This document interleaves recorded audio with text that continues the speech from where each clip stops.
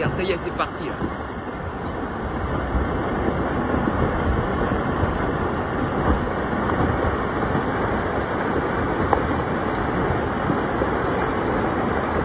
Bonjour monsieur le maire, un petit bilan là, de l'éboulement de Bionasset après 4-5 jours. Alors la première chose, c'est que il faut comprendre qu'on est en montagne, que la route de Bionasset, elle serpente avec des falaises sur sa partie gauche quand on monte, et qu'effectivement, il y a un couloir qui est celui où s'est produit ce phénomène le 1er janvier, où régulièrement, il y a soit des masses de neige, soit des masses de boue ou de pierre qui tombent. Donc la commune est parfaitement consciente et réagit à chaque fois, c'est-à-dire quand on a une coulée sur la route, eh bien on monte avec un engin, avec un bulldozer, on dégage et la route est réouverte. Le phénomène du 1er janvier, c'est effectivement qu'il y a une masse beaucoup plus importante qui est descendue, qu'on estime à 10-15 000 mètres cubes, mais avec la particularité quand même que la partie amont, la partie la plus haute, est quasiment toute partie. C'est-à-dire que les matériaux qui sont maintenant cumulés sur la partie basse nous permettent de dire que il ne pourrait pas y avoir une suravalanche de boue ou de pierre, parce qu'en fait, on est presque au rocher sur la partie haute. Alors maintenant, le travail qui a déjà commencé depuis le 4 janvier, c'est avec l'entreprise AcroBTP de sécuriser la partie haute avec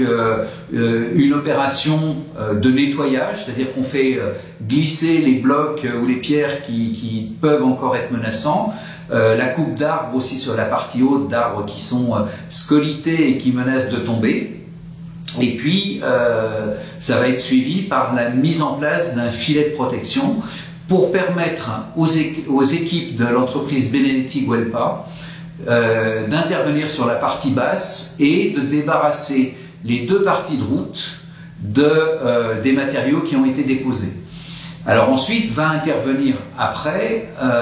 la construction d'enrochements, la mise en place de blocs qu'on appelle les blocs Lego, des gros blocs de béton qui se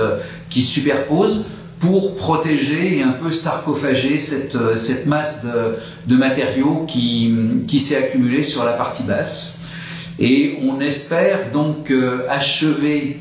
le dégagement et rouvrir avec des conditions particulières de circulation la route de Bionasset aux environs du 22 janvier, c'est-à-dire dans une quinzaine de jours. On aura là fait beaucoup de travail, mais en sachant qu'on est dans un milieu naturel. Donc la mathématique de je suis sûr, je sais et ça va se faire comme ça, c'est pas tout à fait ce qui va se passer dans la réalité, parce que l'entreprise va peut-être découvrir des choses qu'on n'a pas vues maintenant. Ça peut être aussi bien des bonnes surprises, c'est-à-dire qu'on pourra peut-être aller plus vite, ou peut-être des mauvaises surprises, et peut-être que ce sera plus long. Donc là, il faut être humble par rapport à la nature, par rapport à ce qu'elle a fait, mais on est dans un milieu naturel qui est pas forcément un milieu ami, qui est souvent un milieu hostile, et aujourd'hui, eh bien, il faut qu'on fasse les choses correctement pour rétablir les accès au hameau de Bionasset. Et j'en profite pour dire que il faut saluer la réactivité et le professionnalisme de toutes les équipes qui sont intervenues le 1er janvier, que ce soit les équipes municipales, les élus de la commune de Saint-Gervais, la gendarmerie, le PGHM, le secours en montagne, les pompiers du SDIS, tous les services de l'État et bien sûr les habitants qui ont accueilli les naufragés de Bionasset du 1er janvier. Donc c'est une histoire qui va se terminer, j'espère, le plus rapidement possible, mais qui nous rappelle que dans le milieu naturel et dans la montagne, rien n'est acquis et que l'homme a fait des constructions et a fait des routes, mais que c'est la nature qui décide ce qu'elle a envie de faire et quand elle a envie de le faire.